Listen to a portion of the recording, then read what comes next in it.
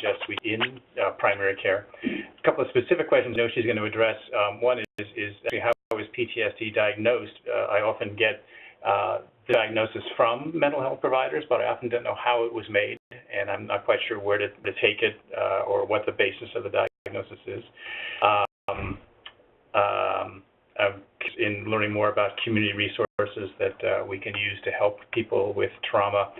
And one of the things that I'm hopeful I can hear more about is resilience as a primary doctor. I think that fits in very well to our well visits and what we can do to teach parents and kids about resilience. So I'm hoping I think that's something where primary care doctors probably can fit in almost than any place else. So we'll hear about those things. Excellent. So as you can see here, this is sort of the outline for Dr. Cochrane and I is sort of thinking about the cases in general. So thinking about what's important we knowing before trauma, before things happen, kind of on the day, like you're saying, and kind of in the world of anticipatory guidance and prevention, and then what to do as far as if, there is a family or a child that comes in and discussing kind of a traumatic event they may have experienced, and then kind of what the after events would look like, kind of where pediatrics may play a role and where it kind of may be brought to your doorstep. And although this looks like a nice kind of linear equation, it's not. It's very much a matrix, and have, at the bottom of either resiliency in kind of all three of those. And so you'll hear me talk a little bit about it with each thing for the points of the presentation is sort of at the end, but I will kind of basically be discussing that kind of throughout and of each within these kind of areas. Next slide.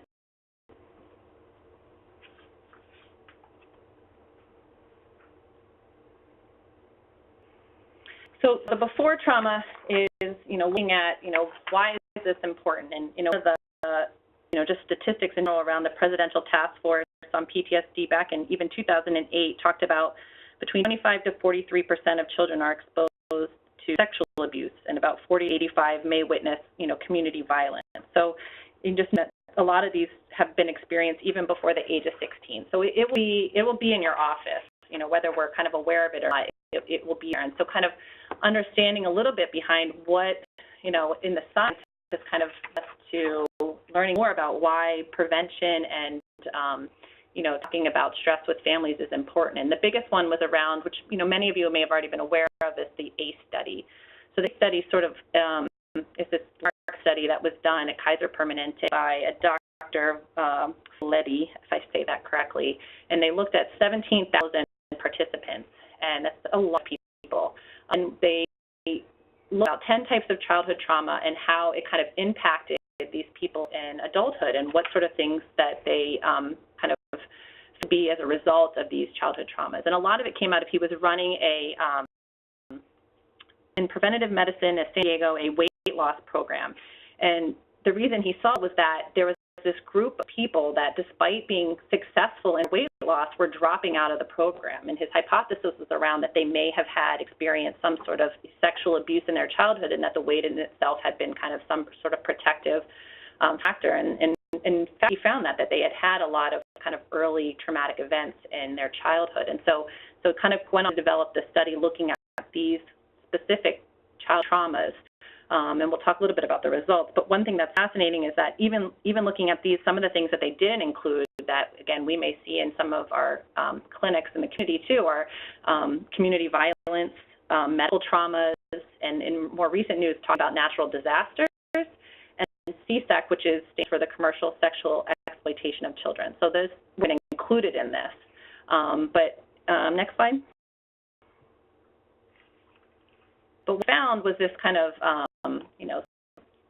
pyramid as far as kind of the ACEs studies. And what he showed was that there was this dose-response relationship between ACEs and negative health and outcomes. And so more adverse child event in below the age of 18, the more likely you were to have poor coping skills, more likely to have used alcohol or substances, more likely to have, unprotected sex, higher risk of STDs, and they found a lot about, increased risk of cardiovascular events and just poor health in general. So kind of really highlighting that, there was, really significant, findings for having these adverse childhood events can really go on to impact, community health and through adulthood, and kind of why, for us in working with children and, the concept of preventive medicine, it's really fascinating that, looking at how do we help these kids who may have experienced, we can't always prevent an adverse experience, but then kind of looking at how we can help those who have so that it can mitigate some of these, possible effects later on in life. So next slide. Hit it one more time. So part of this is, when the, PC office kind of beforehand, knowing that you're more likely than not you're going to have families and children who have experienced some sort of adverse event, especially even anybody below the age of 18 that you guys are working with. And so it is thinking about, again, this concept of anticipatory guidance and kind of being able to talk about stress in general, knowing that these can lead to different types of stresses. And some of the concepts out there have been around these 3 different types. Positive stress, which they kind of identify as, like a test or performance, sort of things that are kind of be healthy, that drive kind of healthy ways to kind of cope with life and how to kind of deal with that emotion, and then can go on and, be positive for them. Tolerable stress, it's about, having a loss in the family or even an accident. Though for some of the kids that I've experienced, those can actually turn into, unfortunately, some traumatic experiences. And then just the kind of concept of toxic stress, so abuse, neglect, and exposure to violence. And so, knowing that, the PCP office, like Dr. Cochrane was saying, is a place where, kids come, they trust their pediatricians, even for, like, well, I want to talk to my pediatrician first before I do anything.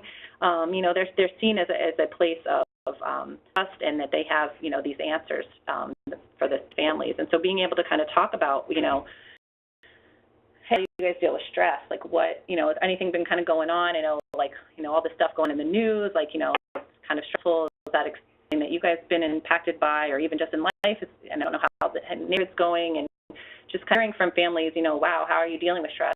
Or, last time you were here, you talked about your mom being sick, wondering how you guys are handling that, or, hey, Timmy, I know obviously there's tests in school. How do you usually deal with tests? Do you kind of mom for support, or you usually just kind of, deal with it? So even being able to kind of address how the family responds to stress, could be important. And being able to, the concept that stress in the body can be rather connected, and it can lead to kind of some changes in their body. And you can say, I have cortisol. It's like, again, the big one talking about stress response.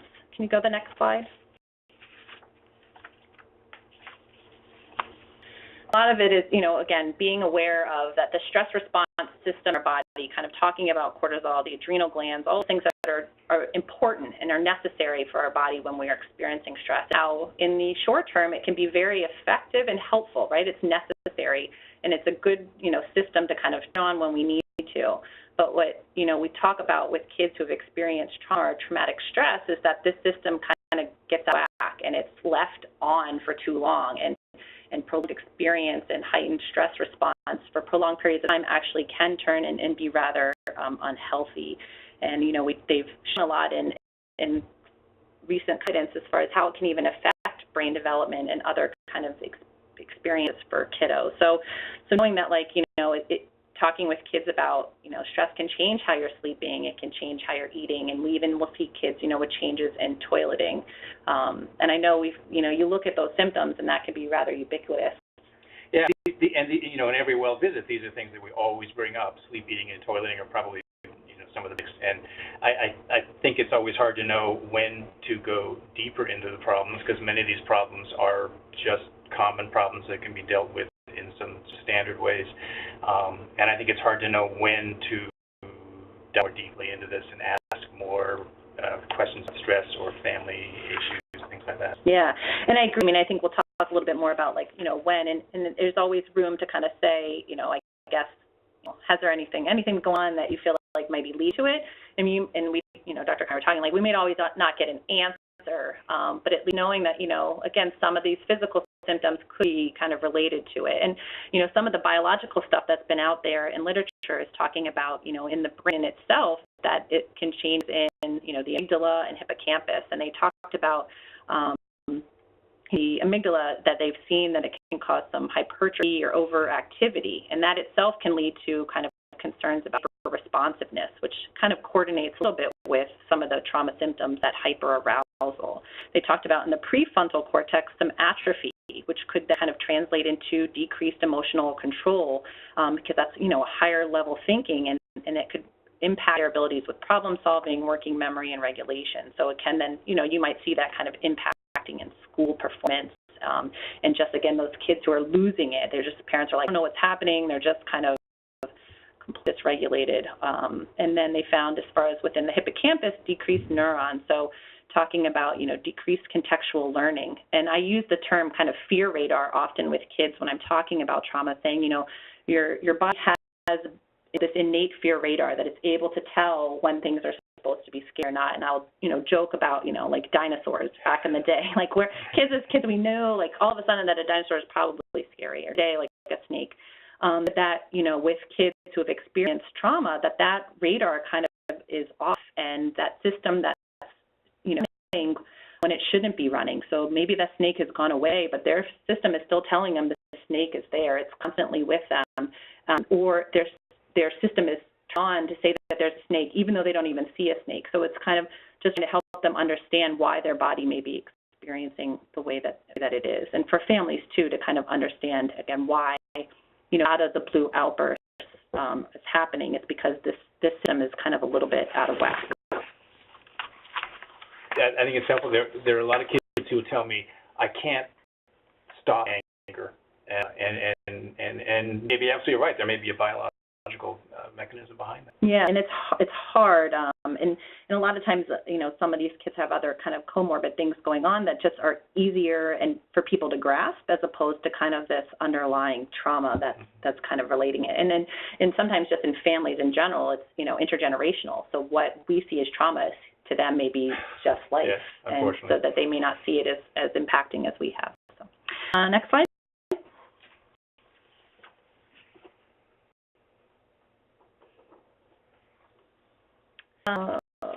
Actually, can you go to the next slide? I think I changed the order. I apologize. Yeah, perfect. Okay. So these would be some of the signs, and again, going back to we were just talking about, these may be rather ubiquitous and seeing in other kids that may have other reasons for it, but this would be sort of some of the things, if those coming into your office and, maybe, expressing some of these things, there may be other signs that you may just ask that second layer of questioning around, different things that may be happening. We'll talk a little bit more about those specific questions as we go through the presentation. And then ultimately, if you really are concerned at, even, when they come to our office, they may have not said anything that there's trauma response, or you are aware of it, and they really are, having struggles with their decreased in quality of life, obviously making referrals would be appropriate. So, the signs, I won't go through all those, but again, just be kind of any major changes, more cons like unexplained injuries or bruising. I feel like, maybe, right, those may be easier to grasp. Yeah.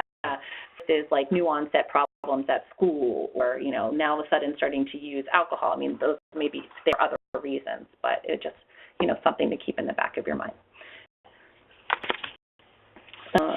Can you go back to the slide before? So, yeah, trauma event. Perfect. Yeah. So say, moving on to like the trauma event, I apologize, the slides went a little bit out of order, but the trauma event, like you were saying, what if something happens? What if they come into the clinic? A lot of times families are very confused and in distress, and, if trauma has happened, is my child going to be okay? Is this going to affect them for the rest of their life? Are they going to have PTSD? What do I need to do now? And so that may, kind of come to your doorstep. And so some of that is kind of what do we do around that? Tell me what you mean by a trauma-informed service provider. That's a term I wasn't familiar with. Perfect. Yeah. So the things as far as, one of the bottom there, promoting healthy resiliency, a strengthening families approach. That was something that was kind of put out by the American Academy of Pediatrics in combination with one of their partners around kind of what to do, how we help families who've been through these kind of experiences. So trauma-informed service provider is basically somebody who has kind of gotten training in trauma, like evidence-based trauma treatment. So somebody that is doing some sort of background in trauma-informed practices or has evidence-based trauma therapy that they're kind of engaging with. And it can be a range of different ones. It doesn't have to be just one. You know, one of the main ones that has a lot of evidence is trauma-focused cognitive behavioral therapy. There's something called EMDR. There's oh my goodness, I'm blanking on it. I'll come back. But there's plenty out there as far as kind of different informed services. Okay. And obviously having a connection to the local CAC, so the child advocacy centers, you know, the centers that are, you know, specializing and working with victims of physical sexual abuse that are connected to, sometimes they're housed within a DA's office, sometimes they're an independent practice. Where I'm at Bay State, it's hospital-based, but that, you know, that those places also have a lot of resources and often can just be an outlet. Hey, I have this going on, you know, what do you think? And can be also a resource as to who to turn to. And just same thing in the office, being able to have local DV shelter numbers or, you know, peer support groups. So just having access to those. And we'll talk a little bit more about what those are as well. And then the big one is just, again, making sure that everybody in the office is aware of how to make a referral to Child Protective Services, and knowing kind of what the protocol is and making sure that everybody is clear about what that means. And I have a little kind of caveat there is that, you know, we're not reporters, but not investigators. So a lot of people get very hung up on, I don't really know. I don't have all the evidence. I'm not exactly sure. And that's not the mandate. You know, the mandate is that we report if we have any concerns about the safety of a child. And we are not meant to be investigators. And that's what, you know, DF is kind of there for, to be able to go in and decide, you know, is there something there or not, or is just the family in need of some additional services. So I often encourage people that, you know, a lot of times I think for me, and even in my training and around supervision, is if I really was going back and forth of like, you know, I'm not sure, I'm really concerned, I'm not sure, shouldn't I just did it because I needed to just ultimately, I had some concern about a child's safety, and I was not an investigator. I would be very honest and open with the family around my concerns, and it oftentimes would have them call with me. So they were a little bit that I was on the same page with them. I'm just trying to make sure that everybody's safe. I'm not trying to vilify anybody, and, you know, a lot of times that went really far because the family themselves could have an input in what information was being given. It took me a while to figure that I don't have to be the investigator, and that all I need is enough suspicion, and then I can turn it over to people who are investigators, and that makes it easier for me to make that decision. And if I can't stop worrying, then I report it. Yeah, and I think that's a lot of what we kind of, you know, try to help people with, because it never feels good in a lot of ways, but it is, you know, again, where we're at is, you know, trying to ultimately be a protector of children. Right. So, slide. Perfect. Okay. So here's kind of, again, this checklist put up by, you know, Strengthening Families about what do we do now that there's been, you know, a traumatic response. Of it is around follow-up. So making sure that these kids aren't kind of getting lost and have kind of what they need. So ultimately, the number one is, again, making sure that kids are safe. And that's a big one. Are they safe in their home? Are they safe in the community? Does, again, DCF need to be involved? And then making referrals for them if they are really struggling with symptoms, or even just needing an evaluation to see if they're struggling with symptoms. And that's kind of the trauma-informed care, meaning like the evidence-based treatments. Oh, sorry, ARC. ARC is the other one that I just couldn't remember. ARC is their ARC is the other treatment provider that actually kind of came out of Massachusetts, forerunners in that evidence-based treatments. And then make a follow-up plan with the family. So if we have a kiddo that's come in and they express something, or the family's expressed something, you know, have them come back. Have them come back in a few weeks, check in to see how they're doing. Are there things going on at school? Because there are, you know, there's a lot of resiliency with trauma. There's so many kids that will experience these things and then really not go on to develop symptoms or have it impact their life.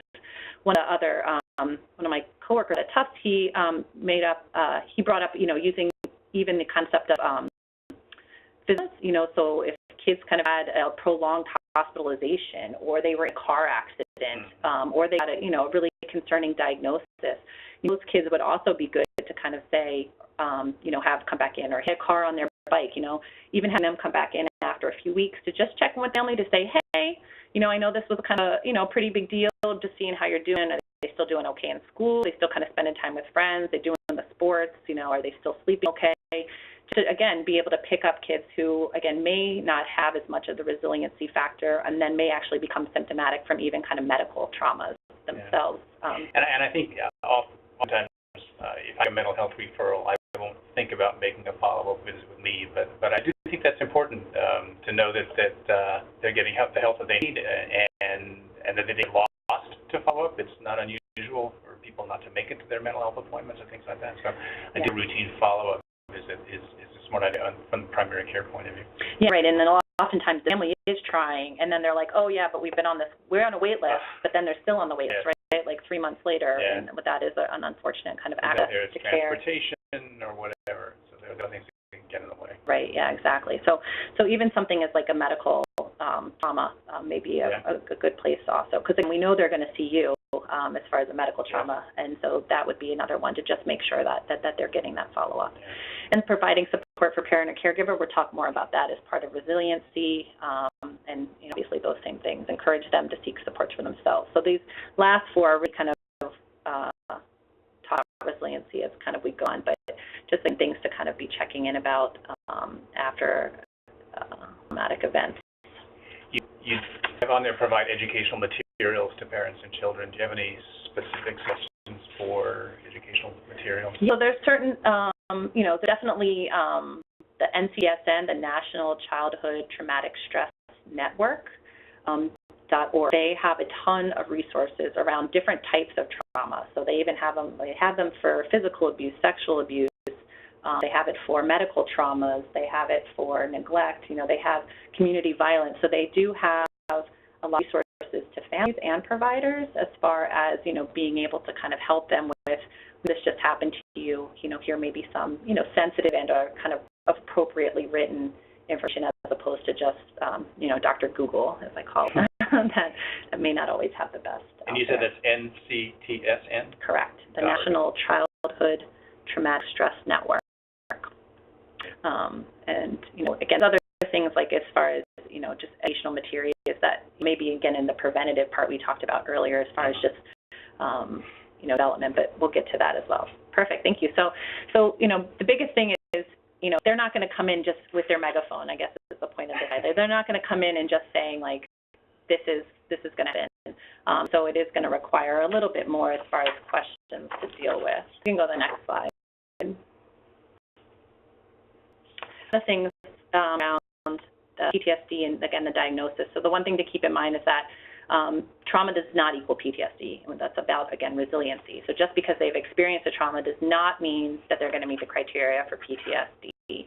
PTSD is a clinical diagnosis with, again, criteria defined by DSM-5, and there's a difference between those 6 and older and those 6 and younger. So the DSM does kind of classify different diagnostic, which doesn't take enough time to go through all of that, but again, just to keep that in mind. Okay. So again, going to how is this diagnosed? So it is still a clinical diagnosis. There are definitely evidence-based kind of criteria that they've kind of gone through. They did redefine PTSD from DSM-4 to DSM-5 slightly as far as the number of symptoms within each of these categories. But as you can see here, in order to meet criteria, you have to have at least one symptom of re-experiencing. So re-experiencing is kind of, again, the flashbacks, nightmares. Those can be some of the symptoms that we talk about as far as re-experiencing and the classic ones. One symptom of avoidance, so that can be as simple as I really just try everything to forget thinking about it, to avoiding things that remind me of it, avoiding certain people, avoiding certain places, having been bullied significantly in school could lead to really school avoidance and school refusal, or even in school. We have a number of kids in my program that are very school avoidant related to traumas in that sort of way. And then at least 2 hyperarousal symptoms. So those are, this really jumpy, kind of that being very jumpy, kind of always on guard, feeling like something's going to happen again. They almost can very look like ADHD kids, some Interesting. hyper-arousal kiddos. They just can't sit still, and they just are always on guard. I mean, their fear system is on, and it can be repairing for them, and they do sometimes overlap with some of the ADHD symptoms. Okay. And the two negative alterations in cognitions and moods. That's a lot of the I feel like I'm no good. I feel like bad things are always going to happen. I can't feel anything anymore. So even sometimes that numbing, and part of this also can include at some point dissociation as well. Okay, next slide. So this interesting thing about this, so talking again how we do this diagnosis. So the 5 in this category kind of changed the name to trauma and stressor-related disorders. What that means is this category, more than anyone's, you have to have a clear antecedent before it. So to be able to actually meet any of these criteria, they have to have had a traumatic event, kind of that leads to these symptoms. And there's different symptoms within each of these, but the first 2 have to have a requirement of social neglect or persistent lack of basic care needs, to kind of reactive attachment disorder or the new disinhibited social engagement disorder. And then again, the next 4 again. So all of these do require some sort of event. So when kids come with you to these diagnoses, it means there has been some traumatic event. It may not be one event, it may be a complex trauma of kind of early developmental insults like exposure to in utero toxins, exposure to domestic violence, early neglect, multiple foster home placements, physical abuse, sexual abuse, those sort of things. So, or witnessed community violence, witnessed domestic violence. So when it comes to you with that diagnosis, something has happened. It might be just one thing. It may be kind of a combination of life events, and we often kind of classify as complex trauma. Okay. There is kind of a diagnostic out there that they threw around trying to get into DSM-5 called a developmental trauma disorder, and that's been looked at as well for these kids who've had trauma after trauma in early development, that this really has led to kind of a really alteration in their kind of ability to kind of function as well. So that's what it would mean if somebody kind of came in with it. And then go to the next slide. So to answer your questions, I know we're running out of time, so I'm moving the slides ahead. But ultimately, I mean, I think being able to say, I see you have a diagnosis of PTSD. I'm wondering what that's referring to. And again, kind of putting it out there. They may say we're not comfortable talking about it like this. Can we talk about it later? Or like we had the house burned down, and we lost everything, and now we've been in shelters. So being able to say, I see that you're gotten a diagnosis of PTSD. Usually that means something traumatic or really stressful has happened. I'm wondering if share with me where the diagnosis came from. That's helpful. And that may be reasonable to ask. They may not be comfortable sharing, but at least you kind of opened up the door to say, I'm comfortable talking about this. This is a place where I care about what's happened, and they may be willing to consider it. Great. So kind of trauma, and some of this, again, I won't read all these, but these are the core concepts, again, put out by that NCTSN group of understanding trauma and response to families. So, I'll leave these. They'll be available to kind of look at. But one of the few that I thought were really important for us is, children can exhibit a wide range of reactions. So it's not always going to look the same. And it's really stressful as a psychiatrist because trauma really make diagnosis often very complicated. It really they have overlapping symptoms with so many diagnoses. Can you go to the next slide?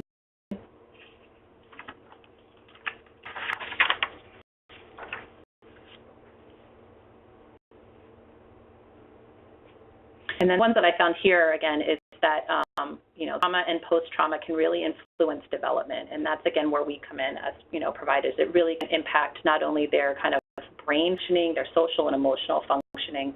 And that, again, developmental biology underlies their reactions. So their early exposures and their, some of it be genetically, predisposition to kind of being more emotionally reactive and things like that.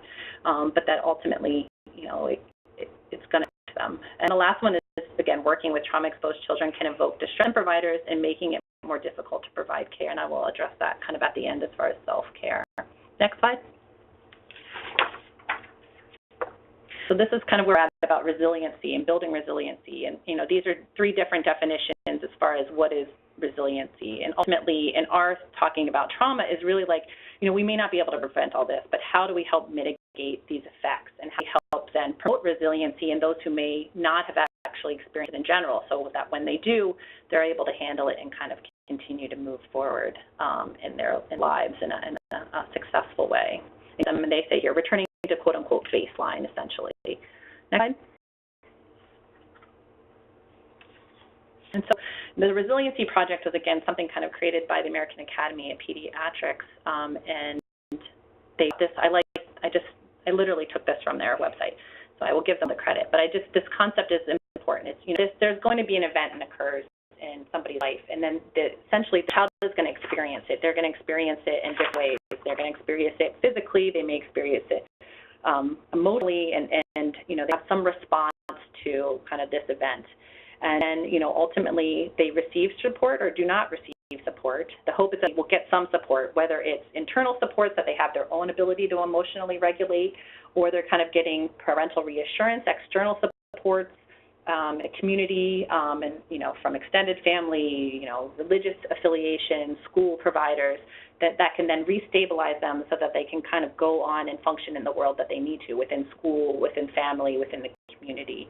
And so, the hope is that we can improve on helping them in certain ways. We can improve on helping improve their internal strengths, so kind of their own ability to emotionally regulate, and as well as learning from the child and the family, who are your external supports. Those are kind of in the ways of, in the offices, who do you have, Mom? It sounds like things have been hard, who do you turn to? Sometimes the answer is nobody, which, is then kind of how do we find somebody for you? Are you, affiliated with certain groups or parent support groups? Or, are there groups that the office runs as far as parent support groups or things in the community to kind of help them, build around this? And again, the concept that they worked off of was the idea of the medical home and using the community supports around you. And so that was kind of their message there.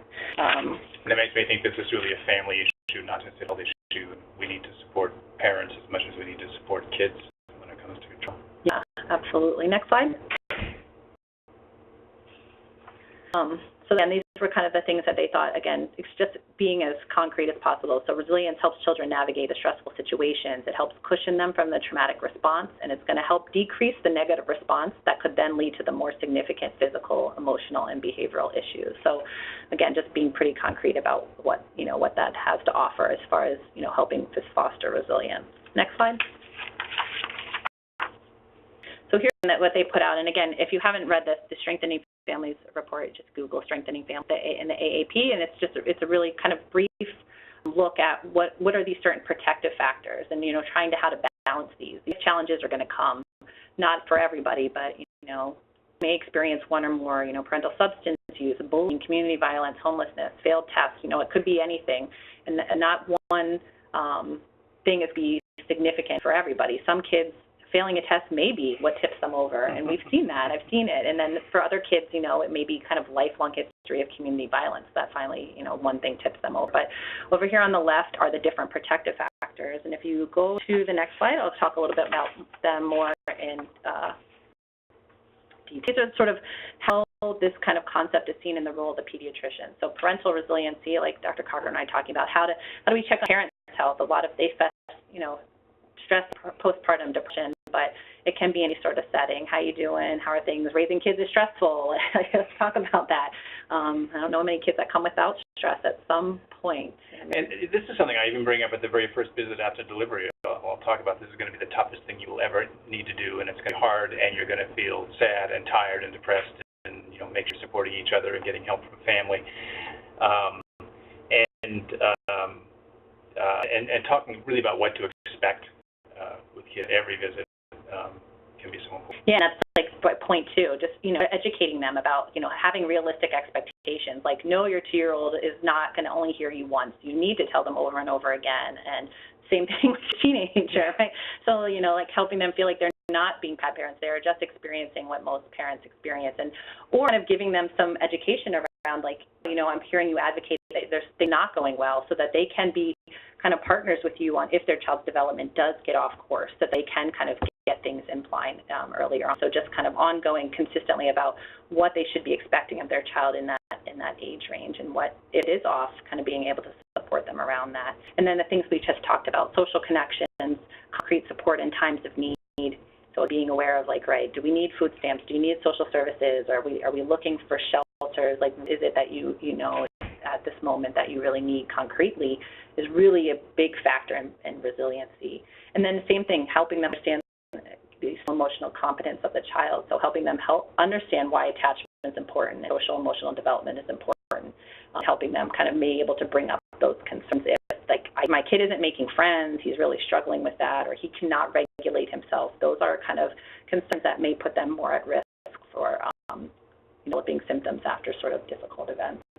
And one of the things that fits, of all these things that fits best into the primary care pediatrician is knowledge of child development. We all know that that's something we should talk about at every well visit, but I think this brings it even more to light that if we can be really proactive about teaching parents about what to expect of kids and what not to expect of their kids, because a lot of parents do have unrealistic expectations, and they get angry with their kids, and it just leads to more development or emotional problems because of the unrealistic expectations. So I think we can concentrate on helping parents understand what to expect in terms of child development. We do a lot of time in our visits, and we all do some, but we probably could all do more. Dr. Cochrane and I brought up, like, even the positive feedback you give parents. Like, you know what, that's so great that you are bringing your child to your well child visit. Taking the time to come out here, I know is difficult, but I can see obviously that you care about making sure your child is well, and I'm really impressed being able to stay up with our, new community schedules, or, I'm glad that you were able to come to me, before this got worse. So even positive reinforcement for the family showing up in your office and doing what they, need to do as parents to make sure their children are well. I think that also goes a long way with parents. I have one anecdotal comment about that. I have one family who has been to see me for a while, and at one point they told me the reason we decided to see you rather than some other people in your office is because you told me I was doing a good job, and it made her this mother feel so good and positive, and I think we can't tell parents enough that they're doing well with what they're doing well. Yeah, I agree, absolutely. So next slide.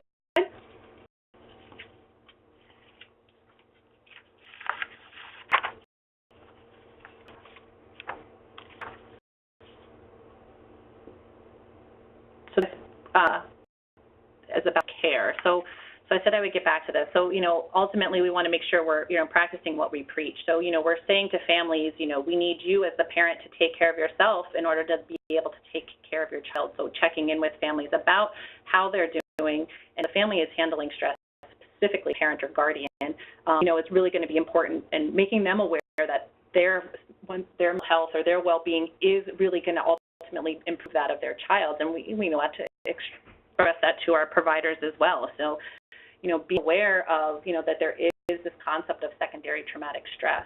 So, hearing about these kind of difficult things they're going through, like, wow, family may have just had multiple family members involved in these natural disasters, and they can't talk, there's, just making sure that you hearing about it over and over again, that you're kind of aware of your own response and making sure you're taking care of yourself as, pediatricians.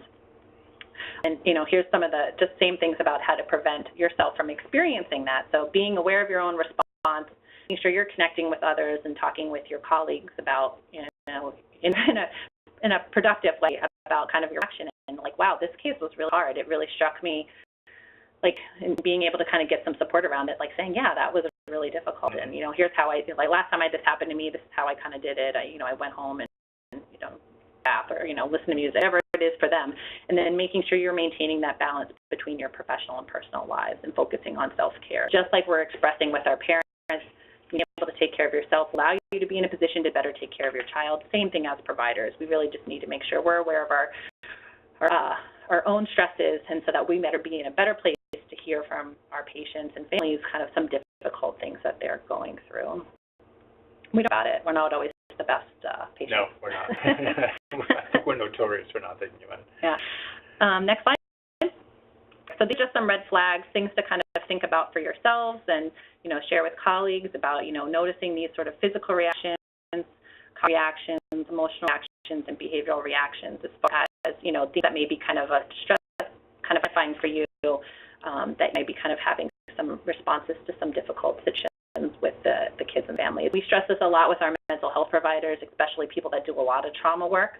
We take this pretty seriously and making sure that they have kind of education around vicarious trauma, and so we want to just make sure that we reach that out to you guys as well, and knowing that, again, you may, be seeing, again, kids more with, like, severe medical illnesses and, more detrimental things as well, and so just making sure that everybody's taking care of themselves. And I think that's it. The next slide has, again, some of the resources. Plug in for a couple of AAP publications I think are helpful for pediatricians. And these I've downloaded from the AAP website. One is a head for families called Bring Out the Best in Your Children, and it's a pretty basic 5-page handout on discipline and making discipline a positive kind of thing and acting as a role model and finding a positive ways to discipline rather than negative ways. And it's the kind of thing that parents could keep on hand and refer to once in a while. Another one for pediatricians called Addressing Adverse Childhood Experiences and Other Types of Trauma in the Primary Care Setting. It was really, really helpful for me to read this in anticipation of this talk, and I certainly recommend it to everybody. And you can search for them on the AP website and just download them and print them up yourself. So I think we're done. I know at the end, I think I may have had I have other resources as far as, we talked about Mass 211 is just a way to kind of look and see what services are out there. Call to Talk is a national suicide prevention line. Obviously, the Child Requiring Assistance. And then the Mass 211 has all of those available as far as certain things that they have. I think that's what it was. The Mass 211 services has the following 1, 2, 3, 4, 5, 6 things available as far as looking at that website and what they can provide. It's hard, with the talk as far as knowing where everybody is geographically about what's available. I can only speak more to the western part of the state, but that may be a resource. That's it. So thank you very much. There's no questions.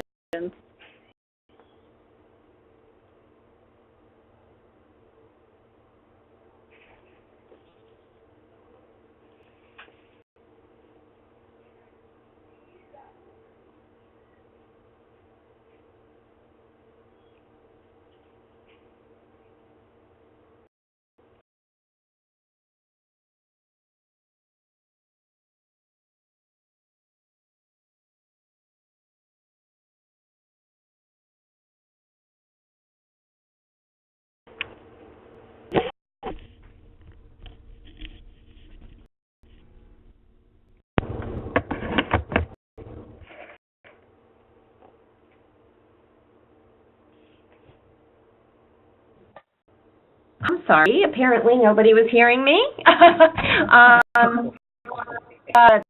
There are no questions at the time, but I have a question. I'm wondering, with all the situations that you've talked about and described, at what point would you recommend calling MCPAP with a question? And what kind of treatments are available for kids who have experienced trauma? MCPAP would be a resource if, we have, it could be for a couple of reasons. So I have a child that's, struggling with symptoms that I think are related to PTSD. Obviously, if there's, an evaluation, I'm, wondering if, you could do a diagnostic evaluation, or if you have any referrals as far as who does trauma work in, my area. And, as far as, what was the second question? Sorry, Marcy. Just what kind of treatments would be Sure. Good evidence-based treatments for trauma?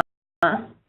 So, I think ultimately, therapy is still the first-line treatment for children who have diagnosis of PTSD, and actually most of those in there related to the trauma and stressor-related disorders. So, people where, the CTSN has a whole host list of them, but, cognitive behavioral therapy, ER, the ARC kind of framework, which kind of does a lot with complex traumas as well.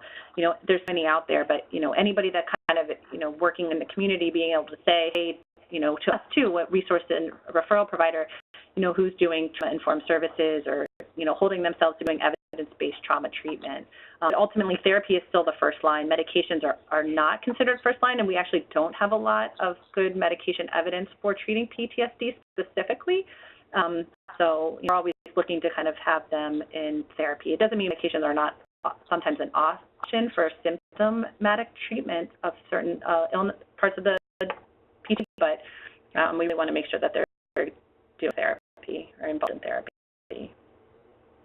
Terrific. Thanks. Do you still have any questions?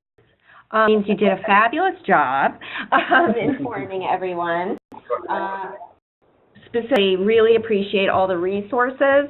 If anyone has any questions after this, you can feel free to email them to us at MCPAP@beaconhealthoptions.com. And that's our general MCPAP email box, and we would forward them to Dr. Daly, Dr. Cochrane for a response, or if you have further questions about resources. I want to thank you both for presenting today. I know we've had some technological challenges, so thanks for hanging in with us. So I want everyone for joining us. And just a quick reminder about the survey that will come up after this. If you could just take a moment to fill that out to help us improve our offerings, that would be greatly appreciated. Our next clinical conversation is going to be Tuesday, October 24th, again at 12:15, and the topic is going to be medication-assisted treatment for addictions in adolescents. Thanks again. Have a great day. Thanks. Bye-bye. I think I figured out where you went up. Yeah.